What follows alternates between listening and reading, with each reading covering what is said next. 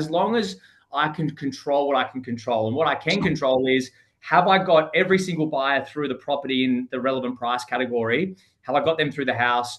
Have I pitched at the right price? Have I prospected my buyer list? If I've done everything that I can, and then I can deliver that to the vendor, it's their choice whether they sell or not. So I woke up this morning and went, you know what?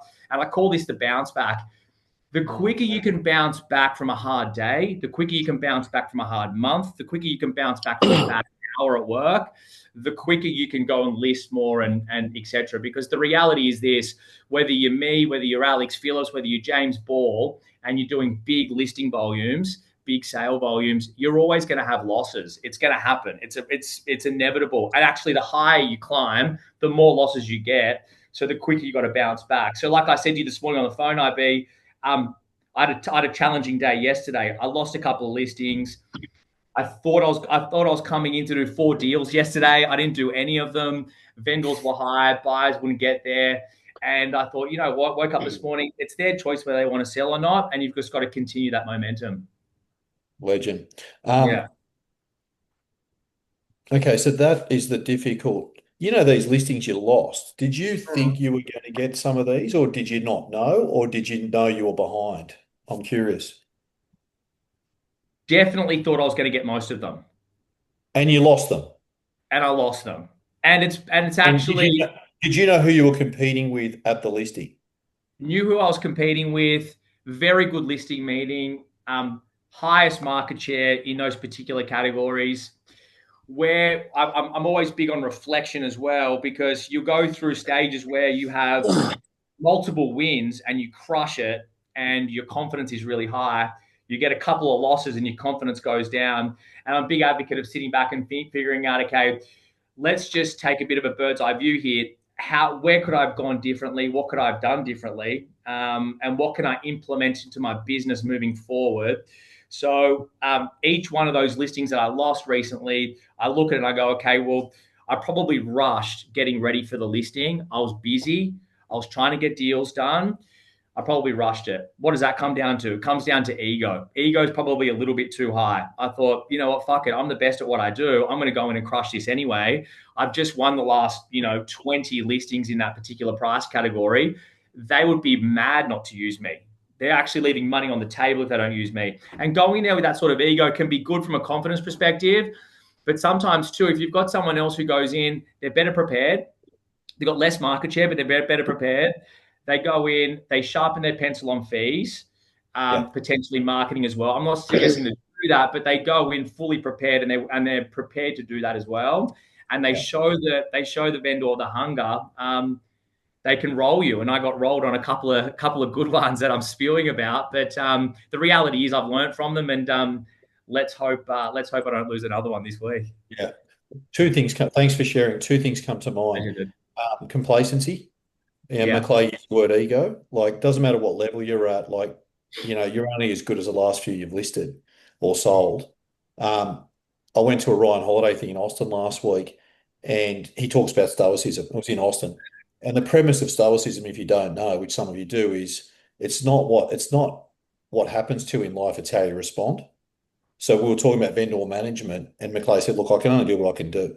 So if you've got difficult vendors, he's made the point. He's going, I'm doing everything I can. That's all in my control. Beyond that, I can't do anything more. That's a good place to be.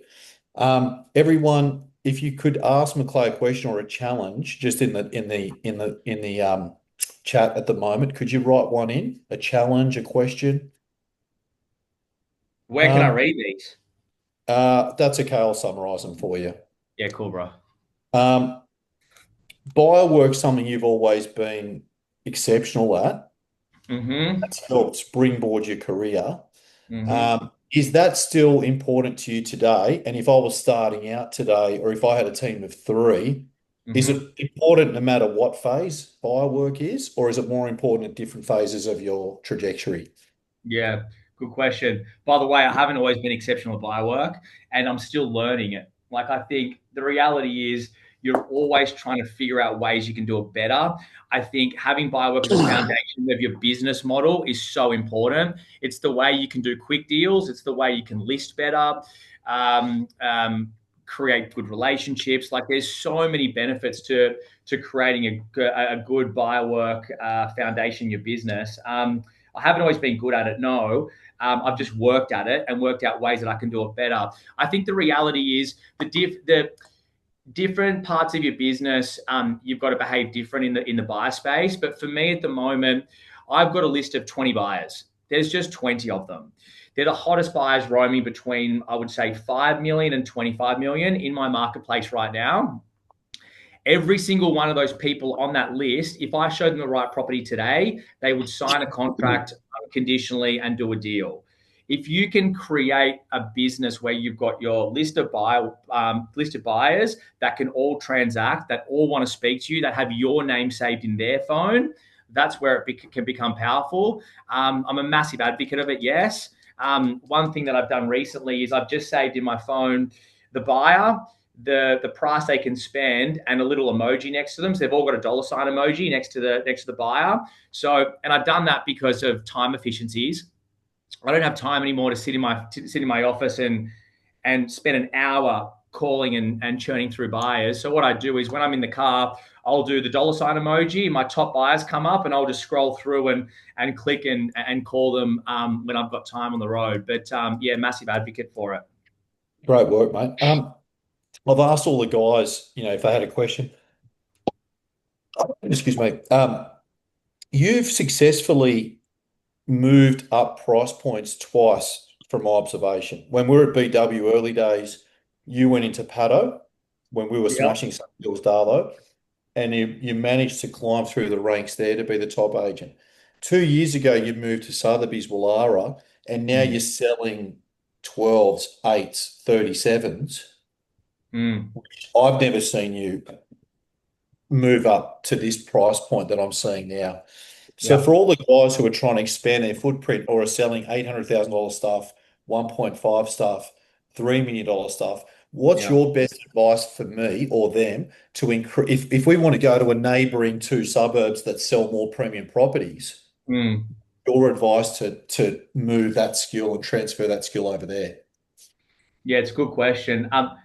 It's definitely a layered answer. I would say first and foremost, you have to start with the foundation. So you can't expect to be in your current price category, in your current market, be losing a lot of listings, not transacting a lot, and then expect to expand. So the reality is you have to get your business right. You have to learn execution. So if you can list a property, price it well, get the right buyer's guide, get it on the market, run the top buyers through the property, get good offers from the vendor, bring the vendor down and be able to execute, because that's the reality of the sequence of events it takes to sell a piece of real estate.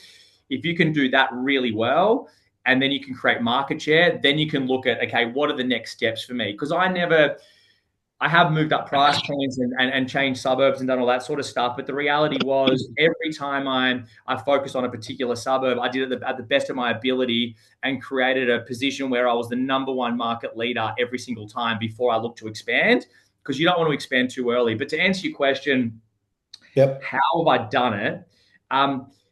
That comes in 2 forms. So the first one's buyer work, which we've discussed. So when I said to myself, I used to be the number one agent in Paddo between 2 and 5 million, but anything between 5 and 12 million, it'd be Ben Collier.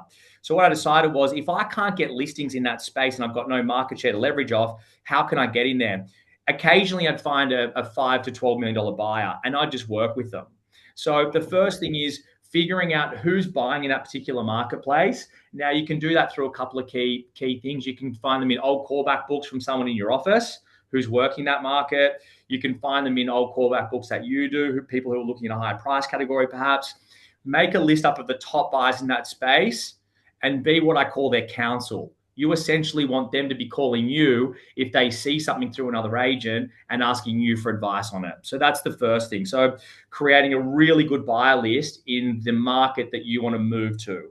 So if you look in my phone now, which I said I put the emoji next to the buyers, I would have, if you look back 2-3 years ago, that list would have been 10 buyers who are looking between 3 and 4 million, 10 buyers who are looking between 4 and 6 million, and maybe 1 over 6. Now, if you look in my phone, I haven't got any buyers that want to buy under 6 million in my phone, and they range from 6 to 30. And they're all the hottest buyers. So number one's creating a list of all the best buyers in the market that you want to actually move to. It's hard to do at the start because you've got to meet them in order to be able to service them. So